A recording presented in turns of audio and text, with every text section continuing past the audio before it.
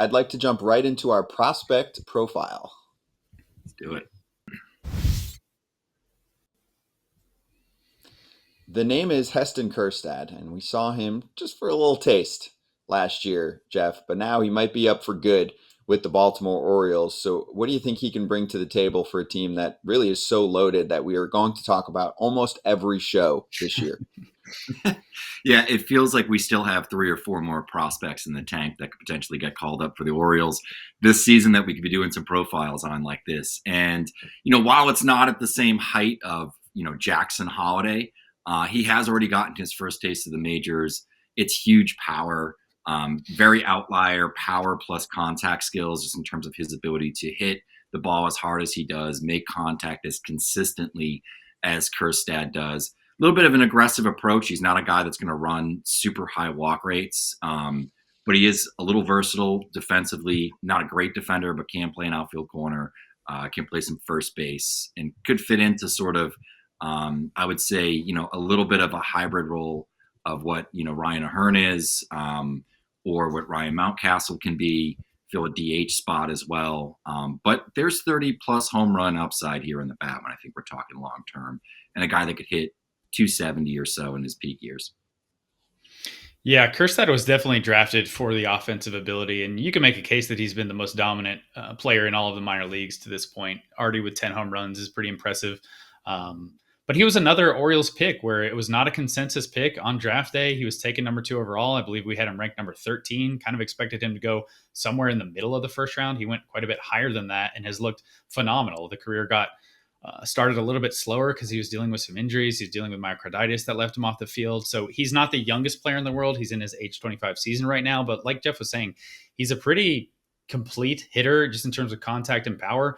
I've been impressed with his ability to use all fields. I think at this point he's hitting about a third of his balls the opposite way, a third of his balls at the middle, and a third to the pull side. So he's definitely going to be a guy who can hit in the middle of an order somewhere. Where is he going to fit on this Orioles team?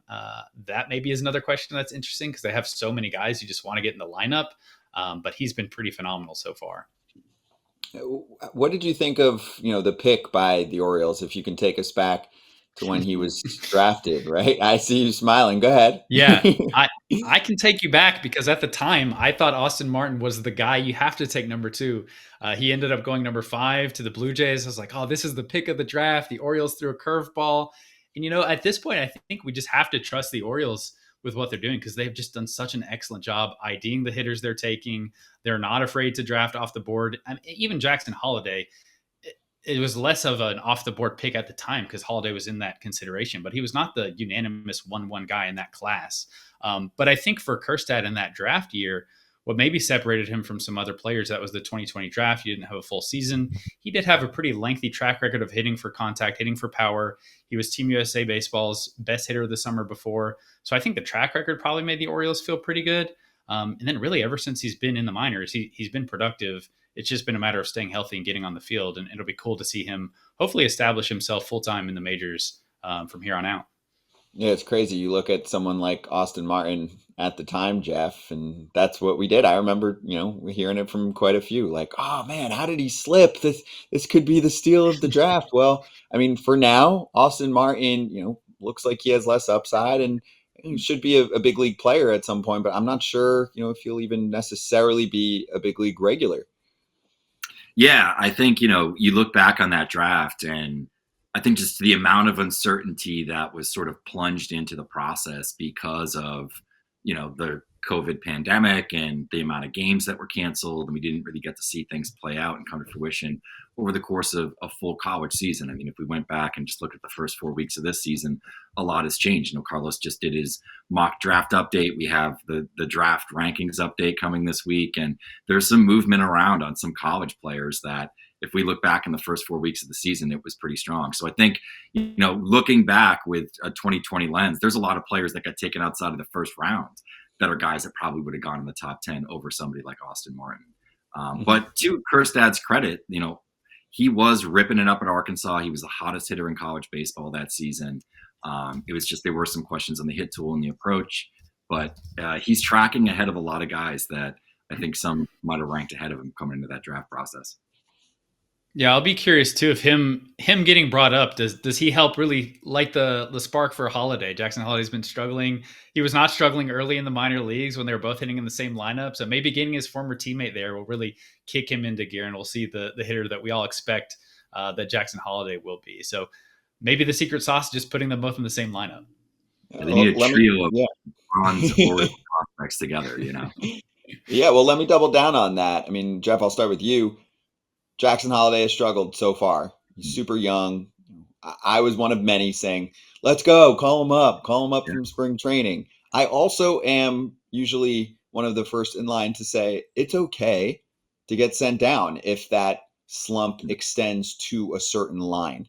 There have been plenty of recent names that get called up, go back down briefly, and then get called back up again. Obviously, we just had Mike Trout on foul territory on Friday. He even brought it up again, kind of kicking back to those times. And he was a big deal prospect, right? He went deep, into the first round, and many teams regretted that. Then he was crushing the minors, comes up, not the guy that you expected right away. So what do you think of Jackson Holiday right now? Because the swing and miss is very high. I mean, it's one thing if you're like, okay, it's 30 ABs, there's batted ball luck and all of that, but he is striking out quite a bit.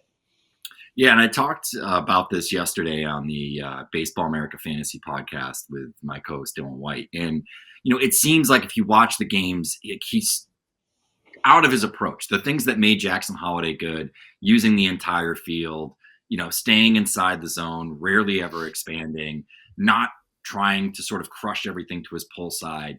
And it seems like we've seen a lot of that in the major leagues, but there was a little bit of that in spring training. There was a little bit of that in AAA, though I know the numbers were great. He actually grades out as our top player in our Robo Scout model at the AAA level still.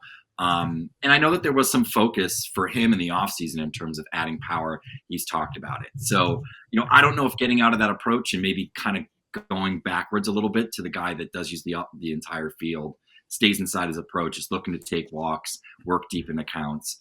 Perhaps that's where he sort of gets out of it and finds his rhythm and find his timing. But it's not unusual. Like you said, Mike Trout, another one that comes to mind is I remember Alex Bregman, when he first got called up, was killing the minor leagues, jumped a few different levels, really was productive, came to the majors, and it was like 1 for 35, 1 for 36. I'm kind of pulling numbers out of thin air here, but it was somewhere along the lines of what we've seen so far with Holiday. Mm-hmm. Carlos, do you think Jackson's going to turn it around in time, or he might need, a little pick me up in the minors again? Go join that hard hitting Tides team for a few weeks and then come back up.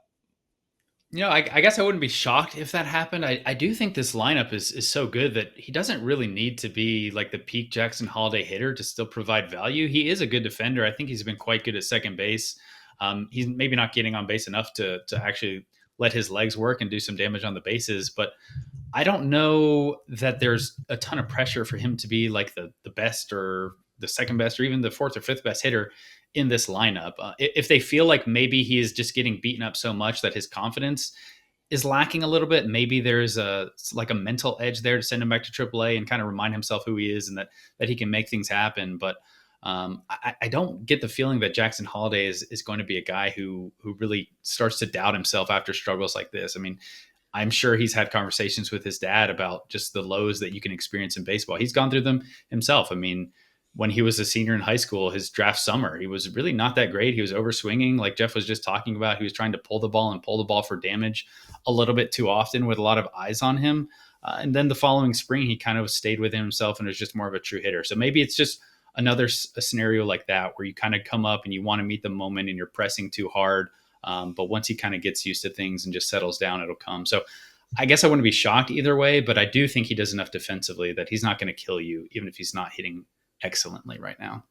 As we're doing this show live, Jackson Holiday's already at a +3 on outs above average, and he's been in the league for 5 seconds. And I also think the first few games, he still was getting the outs. It was like not fielding the ball cleanly on a few plays, right? There were like a little bit of nerves, and then now he's been super smooth out there at second base. That was one of the things that the Orioles brought up when they said they were sending him down. They're like, more reps at second base. Well, he's proven that side. So, if they're true to their word, they'll give him a little more time on the offensive side of things. And you're right. It's not like they're hurting there in first place by themselves right now in the most competitive division in Major League Baseball. So that's it for your prospect profile. Maybe Heston Kjerstad will help the cause too. You bring up one of your buddies like these two mentioned.